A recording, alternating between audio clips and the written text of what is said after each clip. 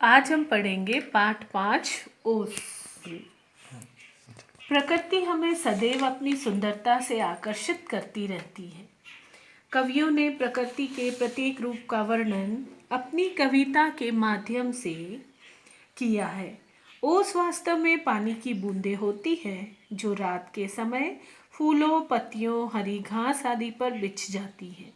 बच्चों, वास्तव में ये ओस समुद्र, नदी, तालाब आदि का पानी है जो सूरज की गर्मी से भाप बनकर हवा में घूमता रहता है और रात में तापक्रम कम होने पर यह भाप के कण फूल, पत्तियों तथा हरी घास पर बिछ जाता है और अनायास ही सबको अपनी ओर आकर्षित करता है।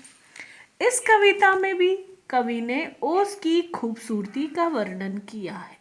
प्रभात की वेला में घास पर, फूल पत्तों पर और वन उपवन में हर ओर ओस बिछी हुई है। कवि ने भिन्न भिन्न उपमाएं देकर ओस का बहुत ही मनोहारी वर्णन किया है। तो अलग अलग उपमाएं देकर कवि ने ओस की बूंदों का मन को लुभाने वाला वर्णन किया है। कवि कहता है कि हरी घास पर बिखेर दी हैं ये किसने? मोती की लड़ियाँ। लड़ियाँ यानी कतार। कौन रात में गूंथ गया है? गूंथना यानी पिरोना। मोती को एक के बाद एक किसी धागे में पिरोना, तो गूंथना यानी पिरोना। ये उज्जवल हीरों की लड़ियाँ।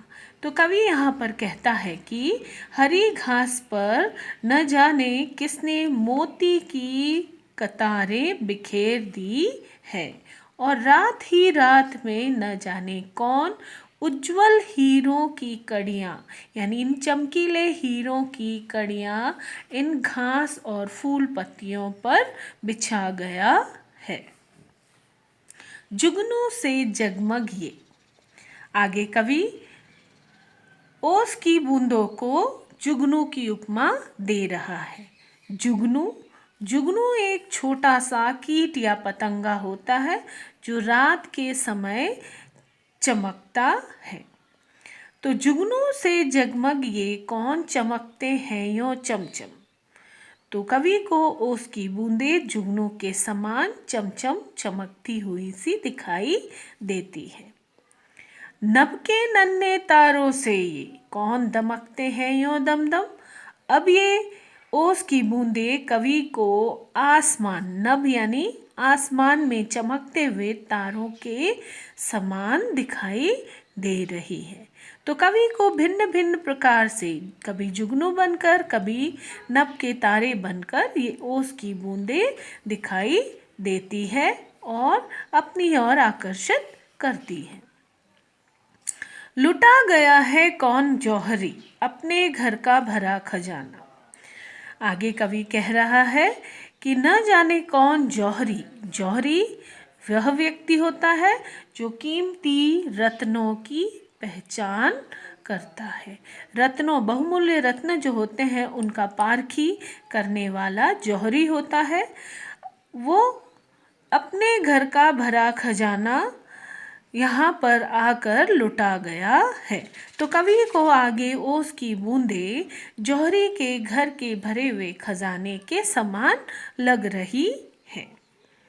पत्तों पर, फूलों पर, पग पग पर बिखरे हुए हैं रतन नाना। तो यहाँ पर कवि इन ओस की बूंदों को जो फूल, पत्तियों, घास आदि पर बिखरी पड़ी है उन्हें किसी जौहरी के घर के खजाने की तरह प्रतीत हो रही है। वह कहता है कि ये ओस की बूंदें किसी जौहरी के घर के खजाने के समान है जो यहाँ इन पेड़ों पर बिखरा पड़ा है। बड़े सवेरे मना रहा है कौन खुशी से यह दिवाली। आगे कवि कह रहा है कि न जाने सवेरे ही सवेरे यहाँ पर कौन खुशी से यह दिवाली मना रहा है, क्योंकि ये ओस की बूंदें कवि को दीपावली के दियों के समान लग रही है। अब कवि ने इन ओस की बूंदों को दीपावली के दियों के समान बताया है। वह कहता है कि वन उपवन में जला दी है किसने दीपावली निराली, यानी कि वो इन ओस की बूंदों को देखकर ऐसा महसूस कर रहा है कि न जाने कौन सवेरे ही सवेरे इतने असंख्य दिए इस वन उपवन में आकर जला गया है। और उसे देखकर कवि को यह प्रतीत हो रहा है कि न जाने सवेरे ही सवेरे कौन दीपावली मना रहा है। कवि का कहने का तात्पर्य है कि जब वो इस वन उपवन में बिखरी हुई ओस की बूंदों को देखता है और उन पर जब सूरज की किरणें पड़ती है तो वो बूंदें इस तरह से चमकती हैं मानो किसी ने दियों की कतार लगा दी हो। तो उसे देखकर कवि को यह लग रहा है कि सवेरे ही सवेरे इतने सारे दिए कौन जलाकर दीपावली मना रहा है।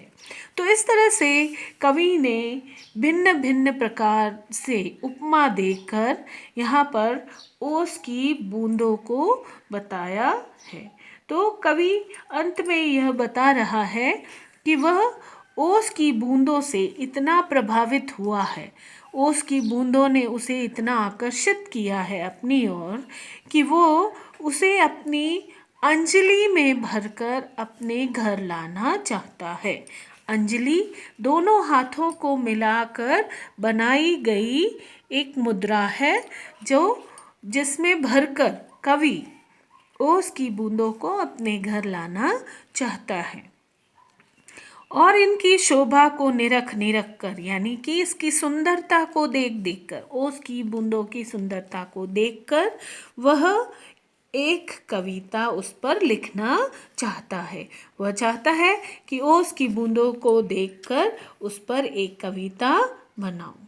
तो इस तरह से कवि ने ओस की सुंदरता से प्रभावित होकर ओस की बूंदों को भिन्न भिन्न उपमा दी है और यहाँ पर एक कविता के माध्यम से अपने विचार प्रस्तुत किए हैं।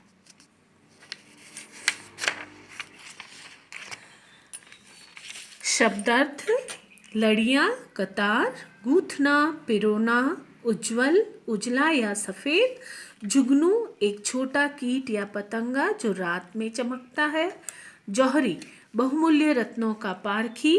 नाना अलग अलग तरह के। अंजलि दोनों हथेलियों को मिलाकर बनाई गई मुद्रा। और निरख कर, देख कर। मौखिक प्रश्नोत्तर: कवि को हरी घास पर बिखरी ओस कैसी प्रतीत होती है? कवि को हरी घास पर बिखरी ओस हीरे की कड़ियों और मोती की लड़ियों जैसी प्रतीत हो रही है। ख. जुगनू क्या है? इस कविता में किस समय के सौंदर्य का वर्णन हुआ है? जुगनू एक छोटा सा कीट है जो रात के अंधेरे में चमकता है। इस कविता में सुबह यानी प्रातः के समय का वर्णन हुआ है। ग. ओस की बूंदें कौन सा त्योहार मना रही है? ओस की बूंदें दीपावली का त्योहार मना रही है। इसके साथ ही लिखित प्रश्नोत्तर लिखो और समझो।